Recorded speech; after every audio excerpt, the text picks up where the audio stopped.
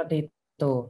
Nah, Confluence Age ini sendiri adalah masa di mana transisi kita masing-masing ini bisa untuk mengubah sesuatu musibah menjadi berkah dan bisa masuk ke zaman Golden Age lebih cepat sebenarnya. Seperti itu. Baru tahu kan? Baru tahu, baru Baru dengar taunya. juga. Itu. Semangat makanya ya. Kalau menurut aku sih, mungkin aku pernah lihat video tentang salah satu tentang beberapa yuga ini juga sih. Ya seperti di gambar ini gitu, dari zaman cahaya, kalau mungkin zaman dahulunya which is di Satya Yuga, lalu sampai dari ke Treta Yuga, lalu kedua para Yuga dan Kali Yuga, itu memang ya seperti ini gitu, di mana satwa itu memang suci kalau menurut saya. Lalu di Treta Yuga itu adalah satwa raja. Tamas itu apa dari kata-kata tamak? Kalau betul nggak Kak Dayu? Apa gimana? Iya, hampir betul sih. Sebenarnya tamas itu keserakahan, kayak gitu. Kalau rajas itu sendiri lebih ke kayak mas-masan gitu. Itu sifatnya. Satwa itu sendiri wawasan, ilmu pengetahuan. Jadi kalau yang di dua para yuga itu rajas itu di paling atas, lalu masih balance lah karena di bawahnya masih ada satwa, jadi tamasnya di tengah. Tapi di Kali Yuga itu tamasnya di paling atas, rajasnya di tengah, lalu satwanya di paling bawah. Jadi kebalikannya dari si Treta Yuga. Tamas itu nggak juga hanya serakah, tapi juga iri, dengki. Ego. Ya, betul. Aku mau nanya, kenapa itu per 20 semuanya? Yang mana? Oh, kenapa itu per 20? Gimana? Iya kan, itu kan semuanya kan dibagi per 20 kan. Kenapa jumlah totalnya 20? Jumlah totalnya 20. Jujur Nyanya belum bisa sampai ke situ. Oke. Jadi tidak bisa menjawab sekarang daripada nanti aku membuat karma baru kalau Nyanya nggak tahu. Tapi siap. Pertanyaan jeniusnya suka dan Nyanya akan mencari tahu atas pertanyaanmu tersebut. Thank you, Nya. Oke. Kalau diperhatikan langsung Nyanya jawab ya, karena udah paham. Terima kasih untuk pertanyaannya. Kalau diperhatikan jadi begini, di tata surya sendiri sebagai bentukan dari makrokosmik dan kita sebagai mikrokosmik, itu tetap memberikan pengaruh kepada kehidupan manusia. Sementara Kali Yuga sendiri dan era-era Yuga lainnya, itu juga memberikan pengaruh kepada manusia, kepada energi, kepada karakter. Seperti yang kita tahu, Kali Yuga berbeda dengan Setra Yuga, kemudian Tetra Yuga, ataupun selanjutnya dua para Yuga itu sendiri gitu. Karena begini, untuk penelitian sendiri, tata surya itu tetap dibutuhkan. Jika ada bentuk consciousness ataupun kesadaran, apakah ini juga akan merubah tata letak dari tata surya tersebut? Di sini disebutnya rasi bintang ya. Karena kan ini sudah ditemukan berjuta-juta tahun lamanya. Dari era ketika Egypt kuno sebenarnya. Seperti itu. Dan ini tidak boleh ditinggalkan karena yang namanya penelitian harus bersumber dari berbagai perspektif. Kenapa? Terkadang dalam satu perspektif yang satu itu akan ada missing point. Sementara dari perspektif lain, missing point ini bisa diisi sehingga puzzle-puzzle itu akan terpenuhi. Begitulah penelitian. Itu jawabannya. Oke, baik. Sudah terjawab ya Kak Birgita. Kemudian kita lanjut ke Kak Marcelina Yovita. Secara astrologi, ada istilah juga dalam kurung untuk sekarang sedang menuju Age of Aquarius.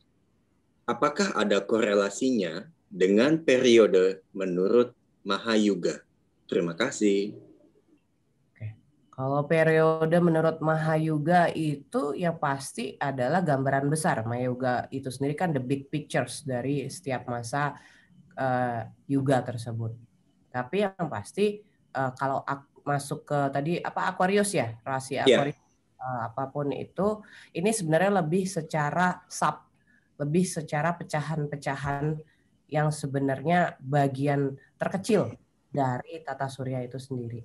Dan mempengaruhi, kalau ini kan lebih ke astrologi ya, bukan secara skala global sebenarnya.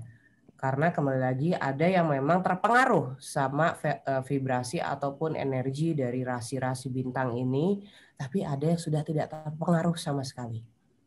Ibaratnya udah freedom gitu. Udah saking sadarnya dia nggak ada kepengaruh dari tarikan-tarikan magnet dari rasi-rasi bintang itu sendiri. Begitu jawabannya. Oke. Terjawab ya, Kak Yovita. Oke, lanjut ke pertanyaan Kak Gema, Heri. Siklus ini never ending kah? Atau akan berubah seiring dengan perubahan kesadarannya? Kalau untuk never ending adalah untuk yang memang Nyonya suka pertanyaannya. Tapi kalau Nyonya sendiri mengenai memilih never ending atau akan berubah, Nyonya memilih berubah. Pergerakan, perubahan. Karena kembali lagi segala sesuatu yang never ending itu hanya bisa dirubah oleh kesadaran yang benar-benar penuh frekuensi ataupun vibrasi yang yang setidaknya setaraf untuk bisa mensupport perubahan itu sendiri. Never ending sebenarnya kan sama saja seperti kita tidak pernah belajar sesuatu ataupun kita tidak pernah memahami karma kita sendiri dan kita tidak pernah mau merubah kesalahan-kesalahan kita di masa lalu, seperti itu. So I do not choose never ending. I choose movement, berubah. Jadi jawabannya sebenarnya dikembalikan kepada siklus masing-masing. Ya. Oke, seperti itu ya Kak Gema Heri. Kemudian kita lanjut ke Kak Herardini. Maksudnya kesadaran di sini, kesadaran dalam apa ya? Maaf, saya belum paham. Sayang sekali topiknya kita bukan detailing mengenai kesadaran. Ayo Kak. Tapi nggak apa-apa. I will help. Ini akan jawab sesingkat-singkatnya Kak Dini. Jadi mengenai kesadaran itu sendiri, karena kan kita sudah membahas Yugas Consciousness. Tadi di depan kita sudah ini ya, Kak Dayu, di halaman merah yang bola mata dipecah telur itu kan makna dari Yugas Consciousness, kesadaran dari era Yuga itu sendiri. Tapi kalau mengenai kesadaran apa sihnya, gue kagak paham. Oke. Kesadaran itu sendiri kalau dalam psikologi sendiri juga terbagi beberapa organism consciousness, makhluk hidup, kesadaran makhluk hidup, kemudian juga control consciousness, state consciousness, kemudian responsibility consciousness. Kalau dalam spiritual kesadaran sendiri juga terbagi minimal 7. Coba 7 itu sendiri, misalnya root chakra, kesadaran root chakra itu adalah bagaimana tidak tergantung memenuhi kebutuhan hidup, dalam arti di zaman Kali Yuga ini sudah banyak misalnya parasit yang menggantungkan hidup ke orang lain padahal dia bisa bekerja tapi malas-malesan, akhirnya nebeng orang kayak gitu kan, untuk kagak ngapa-ngapain yang penting gue aman. Nah itu parasit. Sementara di root chakra sendiri kesadaran mengenai dia tidak tergantung oleh orang lain tapi dalam bentuk kerjasama, maka ini adalah bentuk kesadaran dia bisa memenuhi kebutuhan hidupnya sendiri karena bekerja, bukan ngerampok seperti itu kan. Kemudian selanjutnya juga di sacred, solar, dan selanjutnya sampai crown chakra itu kesadarannya berbeda-beda Kak Dini. Seperti itu. Misalnya kalau yang 2 itu di sacred chakra kesadaran mengenai hubungan relationship terhadap pasangan, lingkungan, sahabat, rekan kerja. Panjang itu ntar detailnya. Kita pada topiknya bukan the overall dari kesadaran itu sendiri. Seperti itu. Misalnya solar plexus, self esteem, dalam arti kita tidak memiliki ketakutan terhadap fear yang bahkan fear itu sebenarnya nggak ada, tapi kita ciptakan karena ilusif kita sendiri. Kemudian yang heart chakra, bagaimana kita mentransformasi hati kita untuk tetap unconditional love, meskipun kita sudah pernah disakiti atau apapun, dan selanjutnya begitu. Ntar kapan-kapan kita detailing banget mengenai kesadaran itu sendiri, tapi langsung latihan. Karena frekuensi kesadaran di tiap cakra itu berbeda-beda rasa dan sensasinya di tubuh. Sekian dan terima kasih Kak Dini, semoga cukup membantu ya. Oke, terima kasih Kak Moko untuk pertanyaannya. Kita mungkin bisa lanjut ya Kak Moko karena kita masih Hai. bertanya. Iya. Nanya beneran, kepo soalnya.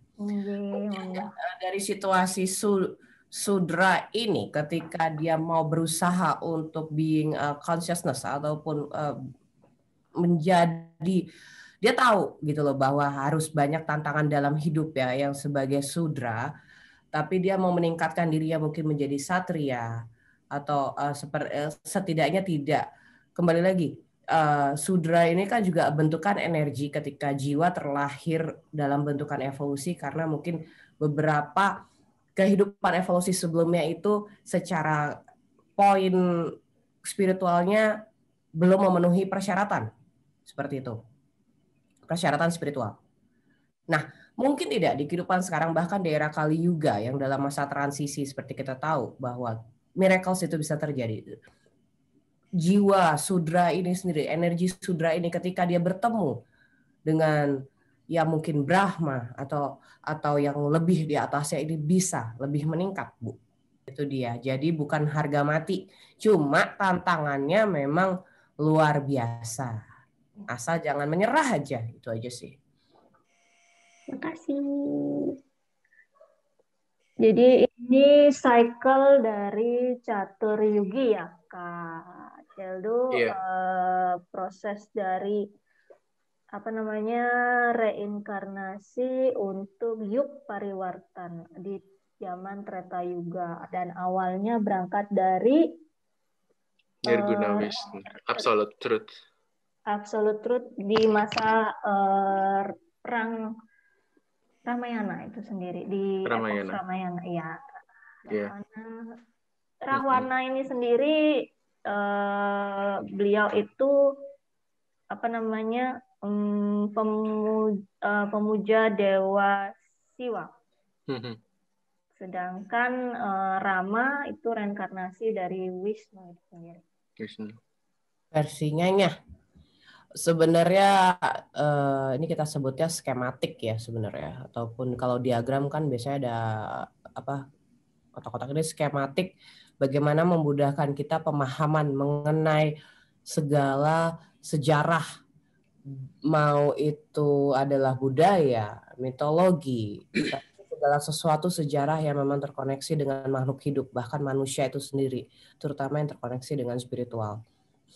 Di sini memudahkan kita untuk bisa memahami bagaimana perkembangan energi. Kembali lagi, Nyanya kan anaknya energian banget gitu ya.